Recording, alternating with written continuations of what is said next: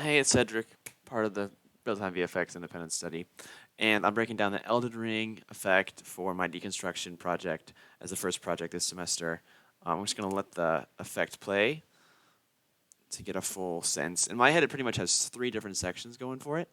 So this first section is its build-up, and in this build-up, we've got a couple of things going on. We have these radial, spirally ribbons coming in towards the center of this staff, which is like the casting point. And as that closes into itself, there's this glowy Fresnel sphere that is following the ribbons.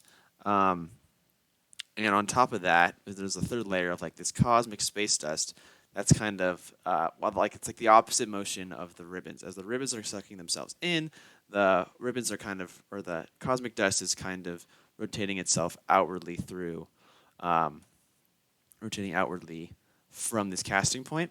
And then right here we have some velocity aligned particles shooting in at like a really fast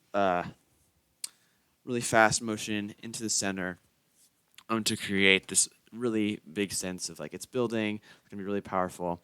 And so that's like the anticipation section of this spell. And then this is the casting section. I like to see these, think of this as like a really like water ripply effect, again, emanating radially from the casting point. It's got some refraction going on, probably from like, vector to radial coordinate um, on a normal. And it's got some cosmic particles, space dust coming out from its center. And as it makes contact with its target, it's kind of, you can see it, there's like these noise bursts to show this damage over time. And then, of course, there is the actual beam itself, the spell, which is just like a hand-painted texture, panning in the direction of that the player is facing, that the spell is being cast in. And so there's this main section that has like dark tones of like blue and a little bit of green and like turquoise in the middle with stars, while the outer edges are glowing. And then on top of that are these noisy panning textures right here. Um, and all that comes together at the end by this beam zipping up, which I think looks really clean. You can get a better look at it here too. We have the right here at the casting point. There's also like a sphere here, so it's like we're blending the sphere with the beam to get that effect. Again, with some like cosmic noise falling off of it. Probably really easily done procedurally. You don't need for something like a